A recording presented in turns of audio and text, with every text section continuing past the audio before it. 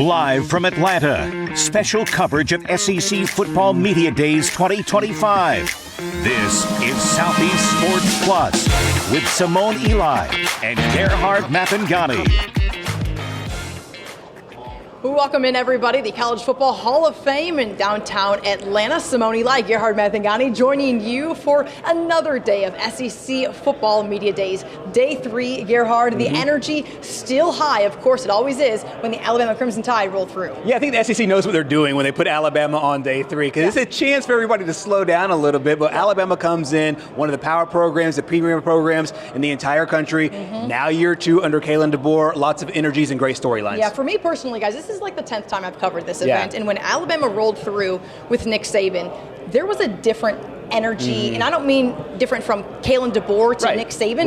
It was different from Nick Saban to anyone else in the building. It just held so much clout. I think that last year when we were in Dallas, Kalen DeBoer came through, of course, as the first time brand new Alabama head football coach. Everyone wanted to know how he would respond, and he responded perfectly because he was okay with answering the question of how are you going to fill these shoes. Now he has a year under his belt. There's a little bit more confidence there, I'm sure. Yeah, I think last year was such a good thing for him, and we've talked about this before about how reps really help you out, and I think Kalen DeBoer really helped out as well. Not to mention, Simone, Nick Saban was there at SEC Media Days as well. So not only just the overlooming shadow of replacing the greatest coach of all time, but also at the same time, he's there as an analyst doing what we do and breaking down the games and talking about college football overall. I thought Kalen DeBoer handled himself fantastically last year, and so far this year, he's done the same. Yeah, rolling through with Alabama this morning was Mississippi State. Right now, this afternoon, Florida and Oklahoma. And over the next hour, we will have coverage of all 4 of those teams, including a couple from yesterday, as well as we have guest appearances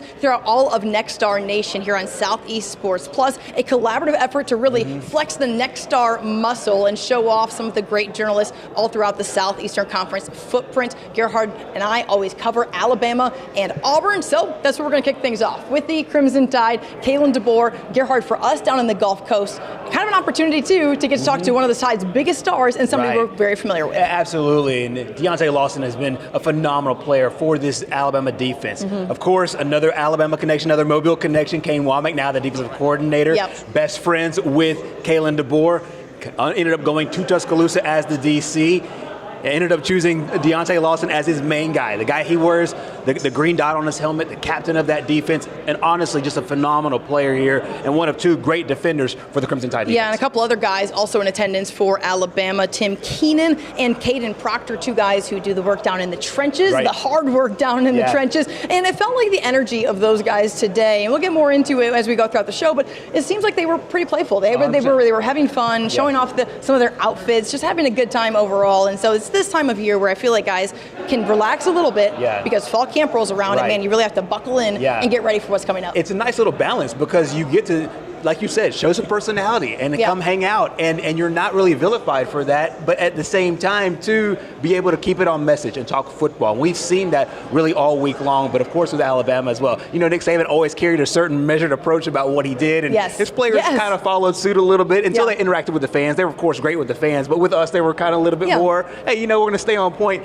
These guys are able to show their personalities a lot more this year, and did so last year as well. It's a great balance though, the fun and the football at the same time. And part of that is really Kalen DeBoer wanting to come in and make Alabama his own. And I think that early, people didn't like that.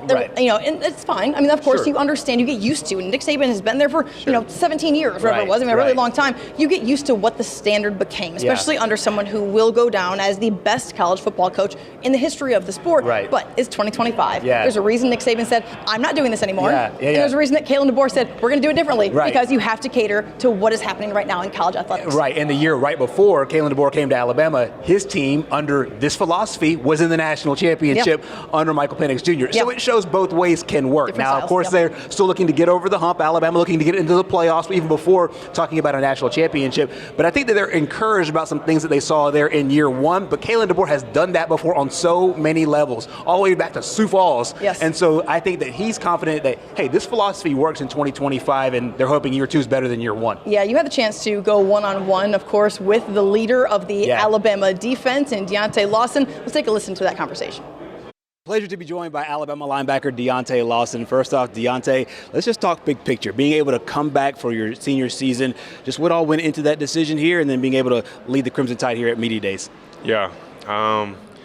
First and foremost, man, I'm just blessed by God, man. You know, who would have thought a kid from Mobile, Alabama would be in this position that I'm in? But yeah, the injury definitely played a huge factor in coming back, of course. But I think it was for the better. You know, I think it was a way that I'm able to, you know, inspire in different ways and, you know, be more vocal and you know, share my experience in the story, because 9 times out of 10, like, if they're going through it, I probably went through it in my year. So it's just a great feeling. I'm so humble, I'm so blessed, and you know, I'm just thankful to be at Alabama another year. You were an important part of the transition from Coach Saban to Coach DeBoer. Inside that locker room, how does it feel now that everybody's had a chance now to understand his foundations, his principles, and what he wants to execute? Man, I think everyone's on board. I mean, when you got no guys that transfer out,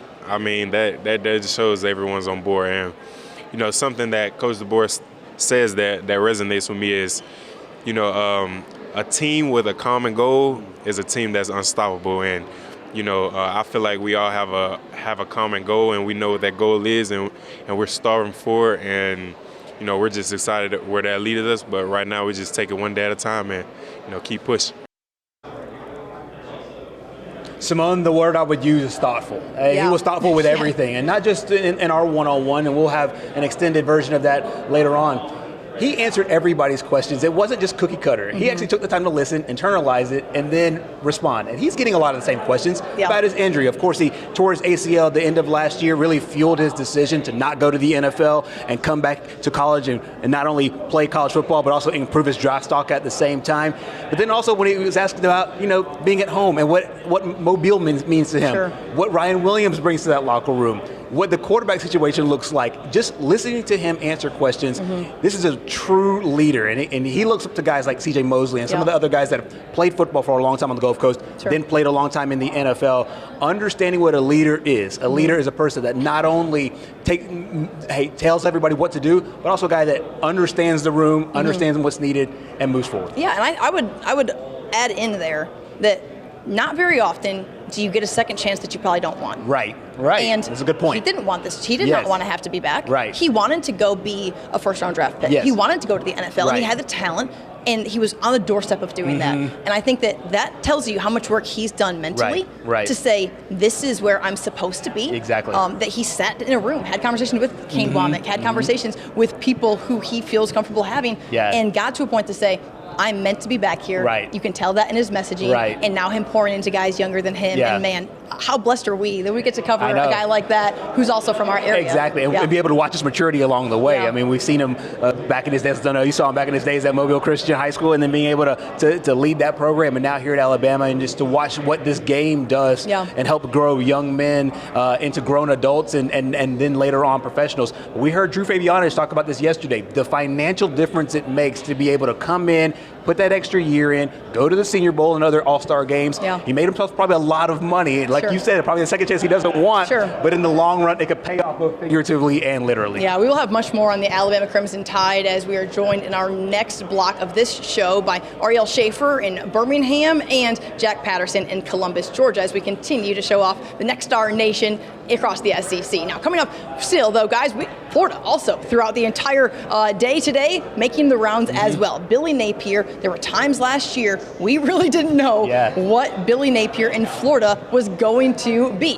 Then they go on a little bit of run. They're feeling good about themselves. They retain a bunch of their roster. Billy Napier and the Gators making the rounds today. I think they're so excited about what's in store. Obviously, last year you had guys like Shamar James, speaking of Mobile natives that did well now in the NFL. Shamar James and company, they kind of really led a nice surge at the end of the season. Won a lot of games in the end of the year. But what I think more so happened is they had confidence in DJ Lagway, in their star quarterback. Hey, he's young, but he can get the job done. And not only did he do it, on multiple occasions throughout the course of the season, but also off the field as well. And I think that's where Billy Napier, we got a chance to talk to him at Senior Bowl down there in Mobile. And one of the things that you kind of felt from him is like, hey, we have some momentum, true momentum going into next year. Our record is not what we wanted it to be, but I feel like they have a lot going into it, starting with that young quarterback. Yeah, and it's amazing how different people kind of operate at media days when they have a returning quarterback. Because like DJ, I mean, you just think about those DJ Lagway, Caleb Banks, Jake Slaughter. He was here today for the Florida Gators, but there's a different aura about head coaches. Yeah. When the guy they got coming back is the guy they had a year ago under center, and honestly, that's kind of like, it could be little league football, and you probably feel that way. Right. You don't have to really be coaching in the SEC, but if you are, you probably like having the guy back that you've been talking to for the last year. That's such an amazing body language expert sign I've ever heard. Listen, man, but you're right. You operate with these coaches. Kirby Smart. Exactly. Shane Beamer was the exact same way. It is a different level. You don't have your guy quarterback coming back. You don't really know what you're doing there at QB1. You're probably walking around like, man, I'm just trying to get to kickoff. But guys, we did get a chance to hear from Billy Napier, who did retain almost nearly 70% of his roster, ranks somewhere in the middle of the pack of the SEC. But hey, always a good feeling when you are coming back with a lot of guys you're familiar with. Take a listen. This group believes in what we do.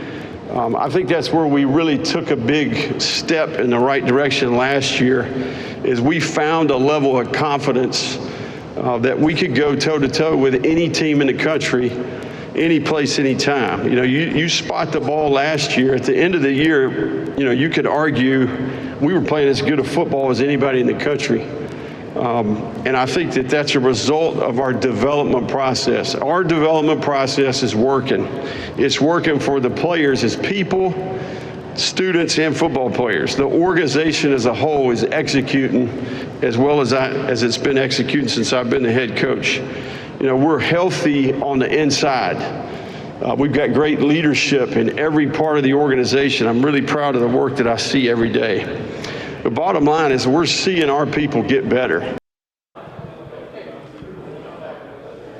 Again, just confidence. You can exuding that confidence. When you have a guy coming back, you have lots of guys coming back. You start to feel pretty good about yourself. It just comes out in your speech. Billy Napier, a lot of questions for him last year. A lot of those questions were answered by him getting a contract extension in the middle of a kind of a time where they didn't really know what was going to happen with him. People are going to get fired the next day. It's a contract extension. Well, okay, that's pretty good. That's pretty good. Like, hey, you're going to be our guy. Right. And I think that when you have a guy that learned under Nick Saban, sometimes people want it very, very quickly. And with Kirby Smart, we saw it very, very quickly. We saw the success. And I think Florida fans are itching to get back to where they were under Urban Meyer. And I think that, obviously, I don't know if this year they're contending for a national championship, but they do have so much to be optimistic about going into the year. Yeah, no question. And a lot to continue to be optimistic about here on Southeast Sports Plus. We're just getting started, as we'll be joined by several great, talented journalists across Nexstar Nation. Still to come, we are going to welcome in Arielle Schafer, Jack Patterson to the show to talk more about the Alabama Crimson Tide. Plus, in just a bit, we will hear from ESPN's Alyssa Lang and her impact on the SEC as one of the star talent on the national stage. Much more to come after the break. Stay with us. Southeast Sports Plus, special coverage of SEC Football Media Days 2025 continues live from Atlanta. Welcome back into the College Football Hall of Fame. Simone Eli joining you by a couple of my good friends and colleagues. How awesome is it, guys, that in the SEC, it just means more, and it also just means more friendships as well. Jack Patterson from Columbus, Georgia, Arielle Schafer holding it down there in Birmingham. Guys, how's SEC Media Days treating you guys? I think it's been an absolute treat. I mean, look where we are. This is so historic, so cool. And it's just one of those days where you just get to see everybody you haven't seen in a while and also connect as well. You said it, Arielle. It's one big TV family reunion here. And not only that, but we get the opportunity to, really kickstart the season. You get to hear from all the coaches, get to pick their minds and stuff. So it's really just, a way to get hyped up for the fall. I love SEC Media Days. Yeah, I want to give love to the guy behind the camera, too, Ron Gaines, holding it down, man. He grinds a lot of work for us. You guys can't see him, but he's back there working. Yesterday, he said something to me, and I want to know if you still feel like this holds true. He said, tomorrow, the big boys roll through. So I looked at him and I'm like, well, who are you talking about? Because just my opinion, maybe this is a hot take, that the glitz and glamour of Alabama without Nick Saban as the head coach dropped off a little bit. Do you feel the same? And if not, it's fine, of course. Do you feel like when Alabama rolls through media days, it holds the same clout as it did maybe during the Saban era? That's a tough one. I mean, I just think it's a different era, really. And I think it's just different expectations, different coaches. And I think heading into year 2, this is a pivotal year. This is a year where they have a lot to prove. I mean, look what they're doing in the recruiting trail. I mean, 4-star after 5-star. I feel like it's Oprah. You get a 5-star. You get a Listen, 4-star. in Tuscaloosa, they love that. They give us more. Exactly. So it's just a different mindset and different mentality. And I think they have a lot to prove, too, because it's really college football playoff or bust, and they also get Bama back into that national championship contention. Yep.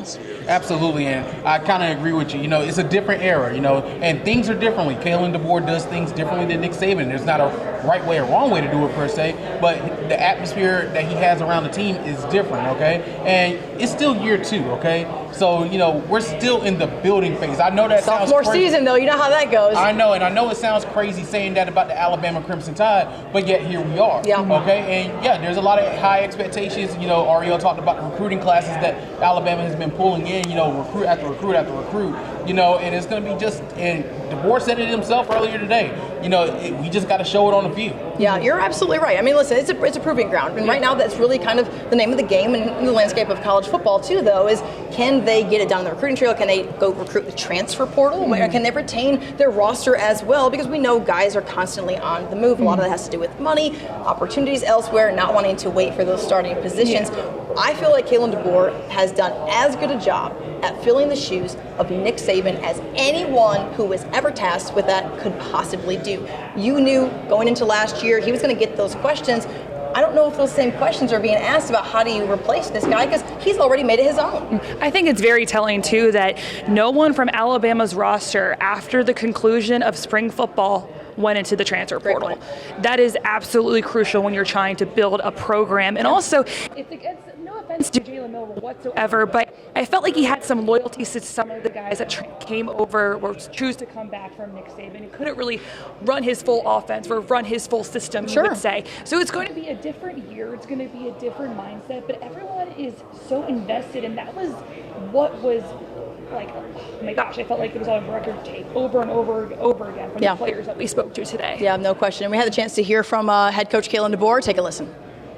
You know, you talk about getting the right people on the bus, the right people in your program and inside the building, and I feel like we certainly have that. So continuity is a huge piece of kind of what year 2 is all about right now. That trickles down to your players. You know, the leadership from the staff is there, but really the culture that we want to try to exude, try to have, it comes to life through our players, and they are making that happen. It's the day-to-day, and as we speak right now, they're on the field, you know, in a nice warm morning in Tuscaloosa, you know, getting after it. And I can't tell you that how impressed I've been with them just focusing on the main thing, and that's the work. Not getting ahead of themselves, not even worried really about practice number 1, game number 1 for sure, or even further down the road in the season. I know they'll get asked questions about it and have to answer some of those today, but when it comes down to what we're focused on, it's the day-to-day work that these guys are really like honed in on, and making sure that they take care of to give themselves a chance to be highly successful this fall. The team's an extremely coachable group. They compete with each other, a lot of competitions within, you know, but just the competition against themselves to be the best they can be, they've really bought into that. Really well spoken. Obviously, a lot of confidence there from Kalen DeBoer in his talk. You can tell he's feeling good. And part of that, too, when you have an offensive coordinator in Ryan Grubb, your guy that you had there in Washington, now joining your staff here in Tuscaloosa, wasn't here a year ago. That's going to make you feel good. Of course, Kalen DeBoer having another guy on the other side in Kane Womack, former South Alabama head coach, coming back as the defensive coordinator. Having the 2 people you trust most on that staff to be there and do their jobs has got to help, Jack. Consistency. Yes. That's the biggest thing. We know what Coach Grubb did with Coach DeBoer at Washington, brought him to the national championship game with Michael Penix and that crew a couple years ago, and then getting Kane Womack, who's regarded as one of the best defensive minds in the country, and having him for a second year. Deontay Lawson spoke about that earlier today, is having a second year to be in that system, to get, you know, to learn that system better and to buy in to what the coaches are trying to get them to do. Like, it's all about consistency. You know, let's just think about it. You know, the fact that, you know, Alabama went 9-4 last year, you know, the year after Nick Saban leaves, okay? A lot of people thought that, you know, it could potentially be disastrous last year. Sure. Okay? And yeah, Alabama lost some games that they had no business losing. You know, you look at the Oklahoma game, you look at the Vanderbilt game. Okay? But at the same time, you know, the opportunity to build off of what was a successful season in an impossible circumstance, okay, to, you know, replace one of the greatest coaches of all time. Yeah, I was looking around to make sure that the Oklahoma contingent wasn't walking through. I don't want you to get tackled on the set or anything when you said that Alabama shouldn't have won, or should have won that game. Guys, you know, you had a chance to talk to some players today. Yes. What was the feel like, the personality? What did you take away from your conversations one-on-one with these guys? Yeah, an unspoken confidence, really, and it's just like is what they were just walking around with. Of course, they're showing off their, you know, their bling and, you know, their suit game and stuff. Love it. But they have so much faith and trust in Coach DeBoer and his staff, and that also too, you know, we mentioned Ryan Grubb, but Coach DeBoer also kept Nick Sheridan on staff. He was the former OC from last year, kept him in to work with the quarterbacks. As we all know, there's a quarterback battle going on in Tuscaloosa, but they're just very confident and ready to take that next step in order to get the Tide back into that college football conversation. Yeah, I know that you talked to Caden Proctor. Yes. Let's take a listen to part of that conversation. What is it going to take in order to have this team back in the college football playoff and go and compete for a national championship? We have to have intent and focus. Sometimes that in those weeks we'll kind of get lackadaisical, you know what I'm saying? So we got to eliminate that and focus on what we need to, focus on the game plan, study it. I know sometimes time isn't on your side when you have class. I mean, I know that I'm in 19 credit hours in the fall. I'm taking 6 or 7 classes, so I have to be able to manage that time well for me to go out on the field and succeed and do my best. And just like everybody else, it's hard. Nobody's saying it's easy. It's always going to be hard. What are you studying? I'm in sports management right now. Okay, possibly have a possible future sports broadcaster, sports agent. Who knows after the league for sure. Love that from Caden Proctor. A little bit of personality, and who knows what his future holds when it comes to sports management. There's so many different opportunities there. Yeah, I mean, I see him as front and center, like what Nick Saban's doing on College Game Day. Possibly, he has so much energy, and that's just how the Tide is from every single player that we spoke to today. Yeah, absolutely. Jack, final thoughts about Alabama as we roll into year 2 under Kalen DeBoer. For me, it's just going to be, you know, that quarterback position. You know, you had, you know, stability there with Jalen Milroe over the last couple of years, especially important last year in DeBoer's first year. Now it's year 2, but, you know, we don't know who the quarterback is going to be come, you know, week 1. Yep. So, you know, that's going to be the biggest thing for me and DeBoer said that, you know, the competition has pressure in his own right, and he's hoping that the tier of talent that he has in the quarterback room will lead to the quarterbacks being ready for the SEC because of the pressure they're going to go through this offseason. No question. Always pressure when it comes to the Southeastern Conference. It just means more, guys. It just means more. They say that a couple times. Yesterday I had a chance to speak with ESPN's Laura Rutledge. Today, ESPN's Alyssa Lang was nice enough to come hang out for a little while. I understand that you guys had a chance to chat, and we did. We're listening to that conversation as well. How'd it go? Oh, man, it was so cool when you get to interview one of your idols and someone that you look up to hope to be like someday. She's just a mind full of knowledge. She was bringing up all this stuff, and she was at the Alabama Vanderbilt game. She had to go find the coaches during the field storming, so I cannot wait for you guys to see her play-by-play on what she saw during the madness of that game. Yeah, in fact, we're going to hear right now. Let's hear from Alyssa Lang.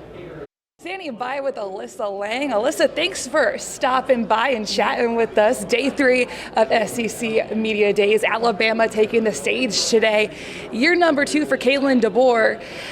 What do you think needs to be the standard headed into a year number 2? Yeah, I'm excited for year number 2 under Kalen DeBoer. I really do think this is a year that Alabama can, sounds crazy to say take a step forward, but when you don't make the college football playoff, that's where you have to go, is take a step forward, right? So I'm excited knowing that year 2 is really when you can start to grade a new head coach, right? Year 1, you step in, it's not necessarily your players, you're trying to put together a staff at the last second. I'm most excited about Kalen bringing over Ryan Grubb. I think that will make a huge difference for this Alabama offense. And it's nothing against Jalen Milroe, just not necessarily the personnel to run the offense that Kalen DeBoer and that group ran at Washington with Michael Penix Jr. and what they were able to do with him. So assuming it's Ty Simpson, he fits that system a little bit better. I know that it's been a tough competition. Kaylin said today, though, if they were to play tomorrow, it would be Ty.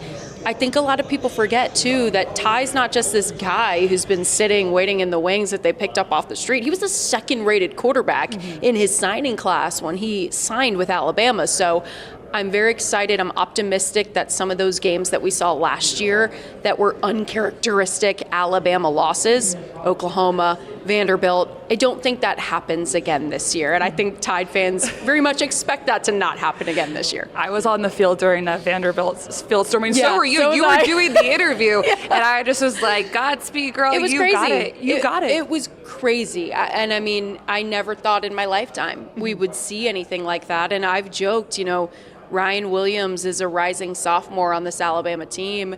The fact that in the offseason he talked about, Vanderbilt being a revenge game. How insane is it to think about the fact that there are Alabama players who have never beaten Vanderbilt? Yeah, in their career. Would not think about that. Crazy thing, and it's a bit, dramatic, but it's true, and I don't see that being the case this year. And quickly, I have to ask, the first fit that you had at SEC Media Days, it was a really cool jacket. You're like one of the style icons of the SEC. That's the best compliment Oh ever. my gosh, talk about the jacket and everything, and what was on the inside and everything. Cool. So I got to design that suit, actually. It was one of the coolest things I have ever done with Suited in Charlotte, North Carolina. I got to pick the lining, I picked the fabric, and it was this like navy cheetah, not cheetah print, but it had actual cheetahs on it, and I felt so cool. I've never felt cooler in my entire life. So. Yeah, between you and Roman Harbor, I guess we got to decide who has the better suit game. Yeah, absolutely. Alyssa, we thank you so much for the time. Great conversation. Have a wonderful time at the rest of SEC Media Days. Thank you for having me. Thank you. Man, I also saw that suit, and I was like, gosh, that were like her pictures on social media, kind of revealing what it was. I was like, that is a good looking outfit there. The queen of the sideline fits of the SEC. Yes, that is for sure. No doubt, guys, no doubt. All right, much more to come here on Southeast Sports Plus, including a familiar face to us in the 251, the Mobile area. Former Senior Bowl Executive Director Jim Nagy set to join the show live in his new official role as the Oklahoma Sooners General Manager, a new position in college sports during these unprecedented times of paying guys to play. We're going to talk about it with Jim Nagy after the break. Stay with us. Southeast Sports Plus special coverage of SEC Football Media Days 2025 continues live from Atlanta. Welcome back into Southeast Sports Plus. We're the College Football Hall of Fame, and if there's a huge smile on my face, this is the reason why right here. Such a good friend of not only us there in Mobile, but all of college football, Mr. Jim Nagy, the former executive director of the Senior Bowl, now here in his official role and wearing the Oklahoma colors. Man, I don't even know. I feel like I'm having an out-of-body experience. You have like the Oklahoma pin and everything. It's crazy. You're so official. I know. It feels weird. Usually I'm here for 4 days of the Senior Bowl. I'm just trying to run around and meet players, and now I'm with a team. So yeah, it feels different. But great to see you, Simone. I know, Jim. When we texted the other day, I was like, okay, when are you going to be in? You're like, hey, we're in and out one day. I'm so used to seeing you every single day. Hanging out every day. Days, really every single day in Mobile, too. We're like, hey, can we do a quick interview? Getting so much content from you and the Senior Bowl, and we miss you there so much, but we're so happy and so proud to see you in this role as a general manager. Peel back the curtain a little bit. What even is that? What do you do every day? That's been the question of the day everywhere. I think, I've got a lot of friends around college football that have the same title. I think it probably means something different at every school. Sure.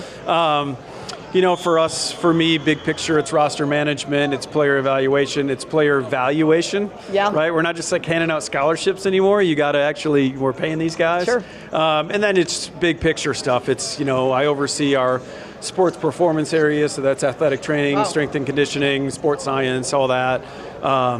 So yeah, there's a lot of things that cross your plate. And then, in an era where we're paying players, like a lot of donor events and things of that nature, fundraising. But no, it's been awesome. It's been a great change. A lot of what you just mentioned, I know that you did in a different capacity, different realm there at the Senior Bowl. When you took the job, I thought to myself, he's a shoo-in for this. Of course he should be doing this. You've been doing this, and now you're going to go do this at the college level, which, again, what you had been doing, evaluating college talent for your show, for your game, of course, going to the NFL. How do those two things, those talents, kind of help in each role? Your experience as not only an NFL analyst, but also at the Senior Bowl now help you in what you're doing today? Yeah, it's my time at the Senior Bowl was invaluable. Yeah. It really allowed me to grow. I mean, I was an NFL scout for 20 years, just driving around the country, watching tape and going to practices, right? So I had a pretty narrow skill set. So yeah, the Senior Bowl job was great in a lot of ways. But I never saw myself working in college. I just didn't. But when all this started happening, when you start paying players and the whole thing shifts, and the phone started to ring, like, yeah, it made sense to listen. And then when I went on the trip to Norman, Coach Venables and I hit it off, the leadership there, President Harris, Joe Castiglione. It was a great fit. And again, I wanted to go somewhere where we could win at a high level. Yeah. And with 7 national championships downstairs and 7 Heismans, I know we can do that.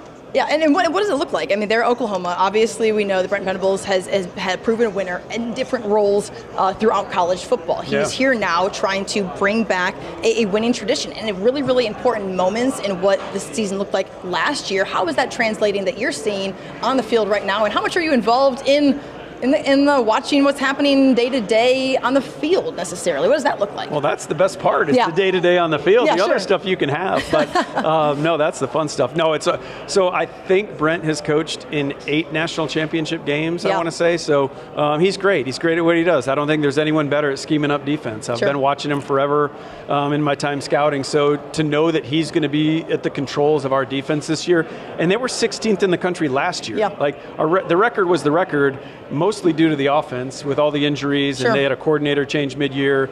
So there's a lot of reason for optimism. New quarterback, new offensive coordinator, a lot of new players.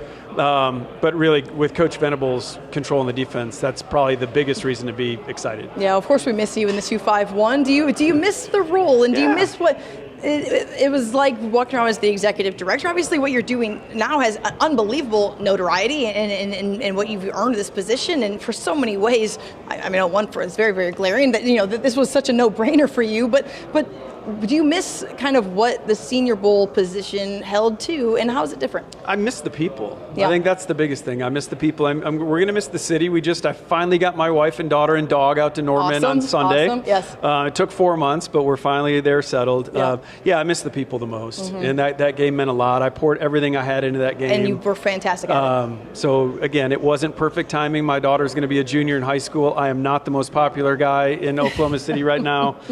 She wasn't thrilled with it. So the easy thing would have been to ride that thing out 2 more years, but the OU thing was too perfect. Yeah, it really, really is, Jim. And wow, are we so proud of how you grew the game, man, and the partnership that we have locally with the Senior Bowl at WKRG News 5. I mean, we're so grateful to you for that. And I would say that, listen, what you offered that game and offered the Gulf Coast is irreplaceable. Drew Fabianich comes in. He's done a great job. We have a good relationship with him as well. It is something you have to learn as you go type. What type of advice did you give Drew when he took the position? What type of conversations have you had with him? Yeah, no, I'm excited for Drew. I've known him a long time. Yeah. We're in the NFL at the same time. Just advice. You totally learn on the job. Yeah. And he's going to be exposed to things that he has never been exposed to. A lot of this stuff, right? Yes. You're a scout. You don't get microphones put in front of your face very often. So I saw him earlier. But yeah, he'll grow into the role. He'll put his own stamp on it. You know, again, that game's been great forever. Really proud of what our staff did when I was there. Yep. I did some different things that Phil Savage didn't do, and so he's going to do different stuff. But he's going to do a great job. Yeah, for you now going into your first fall there, wearing the OU pin. What are you most excited for? What are you looking forward to? And also, what type of challenges do we face right now in the landscape, the changing landscape nonstop of college athletics? I'm just looking forward to the guys getting back in pads. Yeah, I really am. I'm excited about this football team. Again, I'm trying to be... Because you're like a ball coach. Yeah, you're like us. I mean, you practice. I mean, Jim, you might as well have been suited up playing. Well, that was the hard part of the Senior Bowl job, was just being away from real football other than 1 week out of the year. Yeah. So that part has been energizing. Sure. Being around coaches, being around players has been awesome again. So I'm looking forward to that. I'm looking forward to, week one, obviously you can't overlook the first one, but week two is going to be special for me. Michigan's coming into Norman, where I went to school. And my parents are coming in for the game, and they're, almost 80 years old, and they're excited. Their son's going up against Michigan. What a perfect fit for your first game. What are you going to be wearing, the maize and blue underneath your jacket? absolutely not. And I told my mom she can't wear any Michigan stuff to the game. But no, in terms of college football, there's a lot in front of us, and that's my job. That's Coach Venable's job. Be ready to pivot. We don't know where people have asked, where's this going to land? I don't know where it's going to land. I just know we can't be stuck in our ways and one way of doing things. We're going to adjust when we need to adjust. Yeah, before I let you go, Greg Sankey, you sound like Greg Sankey a little bit in that, hey, there is optimism here. He said college athletics is not broken. There are going to be answers to the many questions that we have right now. What type of optimism do you feel for folks who maybe do have more of a traditional stance on what things have always been really during these ever-changing times? Yeah, I can't help people that are just stuck in their way. It's similar to when I took the Senior Bowl job. Like a lot of things were done the same way for a long time. Amen to that. And when I got there, I said, I don't want to hear about how things have always been done. You got. I always loved that about you. You got to be ready to adjust. So no, it's. I think we're in a good place. I think it's going to be fun. Yeah. We'll see where it goes. It's going to be crazy. It's going to be fun. Yeah, Jim Nagy, it's been awesome to catch up, man. Appreciate it. Yeah. Guys, yesterday Tennessee rolled through a couple of our great talents there in Knoxville, caught up with the Volunteers. Take a listen. SEC Media Days has officially wrapped up here in Atlanta for the Tennessee Vols. Head coach Josh Heupel had to answer a lot of questions regarding this upcoming 2025 season. Of course, that first one, though, regarding his starting quarterback. Yeah, with Nico Yamalayava's sudden departure in the spring, Tennessee was left with two options at quarterback. Redshirt freshman Jake Merklinger and true freshman George McIntyre. But the Vols also hit the portal and picked up Joey Aguilar. While he has the most college football experience, he lacks time in Heupel's offense. Each brings something different, and each is trying to prove they can be the #1 signal caller. It's a competition every single day. That's how you handle yourself. That's how you handle success. It's how you handle a bad play. It's the mastering and control and command of what we're doing offensively. All three of those guys know that they're going to get their opportunities. Being urgent in your preparation, going out and competing, cutting it loose, and going and playing ball. And whoever is throwing the ball won't have many experienced receivers to target. Tight end Miles Kitzelman is the only returner who started all 13 games last season, but has fully embraced his leadership role and getting those young guys up to speed. They allow me to lead them. I love that. I love how the younger guys kind of just put their pride aside. It's like, I was a 4-star. I was a 5-star. I love how those younger guys just kind of put that to a side, okay, this isn't high school anymore. Kind of last year, just working my way in, didn't really feel like I had that voice yet because I still had to prove myself, and now coming back another year as a leader on this team and hopefully somebody that can help us go win ball games, and just having that voice and being able to coach other players. It's everything that you dream of. Not just being a part of a program, but being one of the leaders in it is something I feel like I was born to do. Switching to defense, the Vols allowed just over 16 points per game during last season's college football playoff run, their fewest allowed since that 1998 national championship season. And don't expect much different in 2025 as the Vols return their entire linebacker core. Well, I feel like we just bring back that grit, that relentless effort, that toughness, that original Tennessee culture that we've always had, and to restore that and bring that back to its full ability and full core and full tilt. It's a great thing to see, and we just want to continue that and exceed the expectations of what it is for next year and the years to come. Counting on all 11 doing their job at one point, just having all 11 on one page and just going out there and representing our culture and our football team in the greatest way possible. Head coach Josh Heupel and the players both talked about how even though that college football playoff was a step in the right direction, it does still leave a sour taste in their mouth of how that cold night in December went down. Yeah, he added that no player has to be reminded what happened on that field in Columbus, and you can see that by the way each player is attacking practice every single day. Reporting here from SEC Media Days alongside KCK, I'm Sam Rothman. Great stuff there from Casey and Sam in Knoxville. Thanks so much for your contribution. Talking to the Tennessee Volunteers. All right, still to come here on Southeast Sports Plus. We are going to bring back Gerhard Mathangani. Patrick Walsh joins the crew, our brand new member of the News 5 sports team down in Mobile. He caught up with one of the very familiar faces when it comes to SEC sports media. We'll introduce you to him after the break. Stay with us.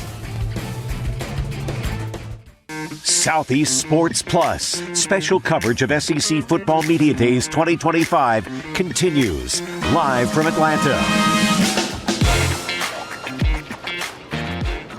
Welcome back into Southeast Sports Plus. Simone Eli alongside Gerhard Mathangani, and welcome into Patrick Walsh joining the show as well. Patrick, I always viewed SEC Media Days as like a varsity sport. You go from JV to varsity, and the more reps you get, the more it starts to slow down for you. What's it been like for day 3 now, going into here at the College Football Hall of Fame? Well, that's exactly right. It has slowed down a lot for me. I felt like that freshman on varsity day 1. You had a little bit of deer in the headlights, not gonna lie. Yeah, that was definitely for sure. Just going into day 1, you know, you're just trying to learn so much, and there's just so much to take in. So piece by piece, day by day, you start to get a little bit more comfortable. You start to know where things are. You start to know how things are run. And now on day 3, I feel so much better than day 1. It's not even close. Yeah, the guys, day 3 media days, 4 teams making the rounds. Who stood out to you the most and why? I would say at this point, I'd say Billy Napier in Florida. I was going to go with Alabama. We touched on a lot of Alabama's points going into the season, but I think we kind of knew what Alabama was going to be because they got off to a nice start last year, did not end up the way they wanted to. Obviously, motivation's there. Sure. A team like Florida did not start off the way they wanted to, but then ended off the season on a great note. So do you come in with some overconfidence? Do you come in humble? Do you come in with understanding, you know your position in the SEC? Do you buy into the hype? Do you read your lot of press clippings? Or are you coming in motivated and as hungry as you were before? I think they've taken a nice humble approach, led by Billy Napier. So I really like the way Florida has treated these media days, understanding the hype that goes on going into their season. Yeah, Patrick, for you, who have you really, what did you take away from today in terms of the teams making the rounds? Yeah, I mean, as a young boy, I was really excited to see all of the media polls that would come out every year in the preseason. And I got back to the hotel room last night, and I finally got to fill out my own. So the little 10-year-old in me was very excited. Are you going to tell us what it was? I know what it was. You sent me a screenshot. Are you going to tell the show who you picked? So I have LSU over Texas. I know, totally not controversial at all. As your SEC champion, but one of my sleeper picks actually was here today, Oklahoma. Okay. I really like quarterback John Mateer coming over from Washington State, following his offensive coordinator, Ben Arbuckle. I think this is a Sooner team that could be really good. Yeah. They have a really tough schedule going into this year, but honestly, I would not put it past them to, turn some heads this year. Yeah, we'll find out. Gerhard, how many times have you filled out the poll? I tell myself every year, I'm going to do it by the deadline. And then you have to start doing some and work. then I start doing work, Yes. and then next thing you know, I think I legitimately filled it out maybe twice ever. I'm doing it this year, though. That is 2 more times than I've ever done it. A sweeping declaration. And when's the deadline? I don't even know when the deadline is. I think it's Friday at noon. I got to go back and check. So I have a little bit of time. But they're always, and I'll just peel back the curtain for a little bit for the people that are out there. Every now and again, you'll always get one voter that's going to pick a team that's like the last place team, just so they can see one person picked Mississippi State to win the Southeastern Conference. Yes. So if you see that straggler vote, I might do that. If you see that straggler vote, you'll know who it is. You know what? I love that. You're always a man for the underdogs, and I respect that about you. Patrick, this morning I was filling out the rundown for the show, and I said, Patrick, insert interview here, and you went and found somebody to talk to. Who did you talk to? Why? And we want to hear from him as well.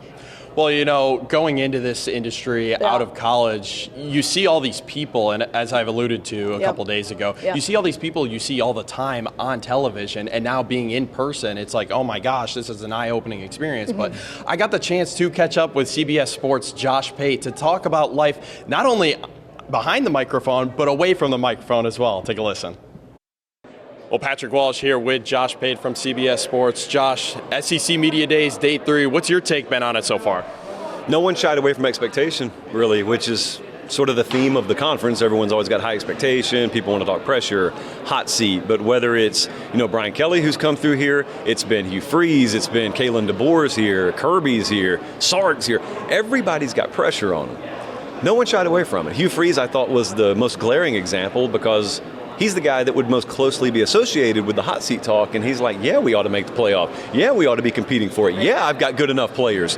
So, I listen to that, and I appreciate it because it's honesty. It's acknowledging what everyone thinks anyway, but there's value to that. However, you also think, all right, in November, if you're 10-2, that sounded great. It sounded prophetic. If you're 6-6, that clip's going to get pulled on you. Hey, that's why you get paid what you get paid, though. So let's shy away from football here for now. What's your life been away from the mic the last few months? Different, very different. I practiced what I've always preached about not having a fall wedding, And so, it very much helps that you marry someone who worked for Nick Saban at Alabama for a long time, so they're well versed in just blocking off the fall, for that matter, blocking off portions of the winter and spring. But I highly recommend it for anyone watching. I highly recommend the spring wedding. It puts no pressure on anyone. No one's having to put themselves in a compromised position in the fall. You notice the intense eye contact I'm making with the camera right here, because I know I'm talking to many people who are planning things in a precarious situation right now.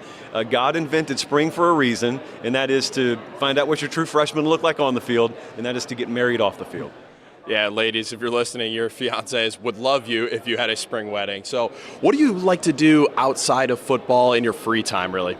I love storm chasing. I love atmospheric science. I'm very passionate about weather. I always have been. So I try and get out on the road as much as I can. I intertwine it in the spring. My whole life in the spring, this spring was getting married, but in a normal spring it is go meet with as many staffs as we can and go storm chasing as much as we can. That's why I'm glad Venables is in the SEC, because it gives us a perfect reason. It gives us an excuse to expense that trip to Oklahoma.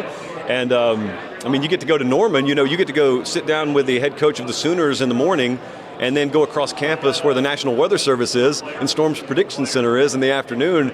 So that's like a field trip for me. That's awesome. So I know there's been a lot of talk about golf here leading up to the season. What's your golf game look like? Are you good? The last course I played, I think it was called Pirates Cove in Orlando. There was a windmill on a hole. You had to hit the ball in an octopus's mouth on We talking mini golf here? We are absolutely talking mini golf. I am not willing to be bad at golf. And I know it's the hardest sport to play. And I know before you're ever decent at it, you got to be terrible at it. And I just can't stomach the idea of being terrible at it, because I can't dedicate the time to it. If I played golf, I got to play it at least 3 times a week, and I don't have time to do that.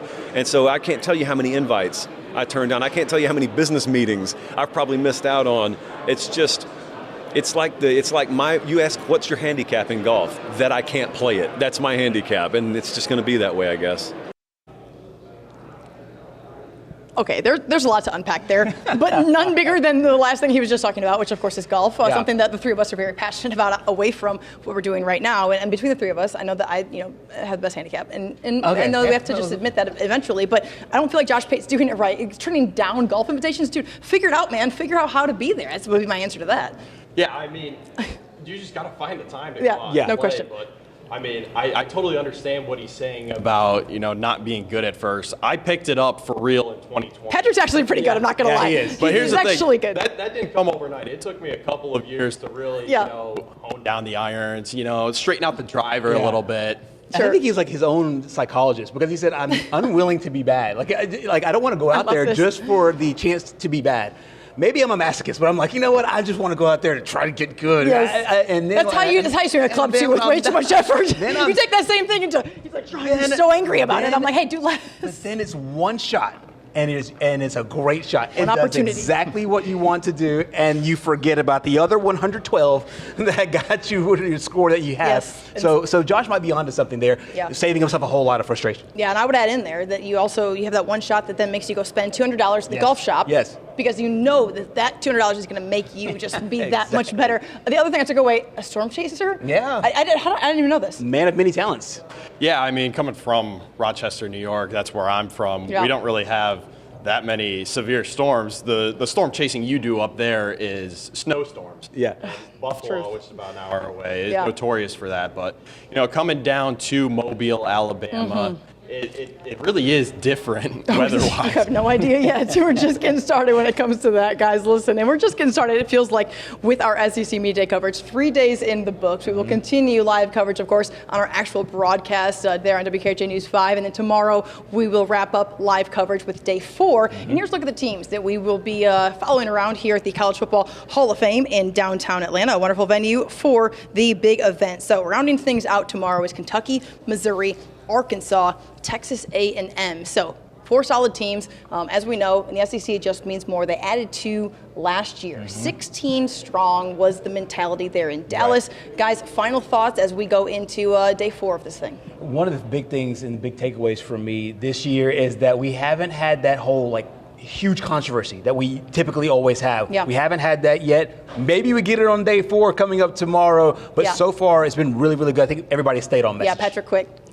I just really like Texas A&M this year to turn some heads. They were really close to the SEC championship game. It came down to the last of the season, but I think this year could happen. No doubt. All right, guys, for Patrick Walsh, Gerhard Mathangani, I'm Simone Eli. This has been Southeast Sports Plus. Thank you so much for joining us, and we will see you again tomorrow at 1 o'clock. Live from Atlanta, special coverage of SEC Football Media Days 2025. All week from Southeast Sports Plus.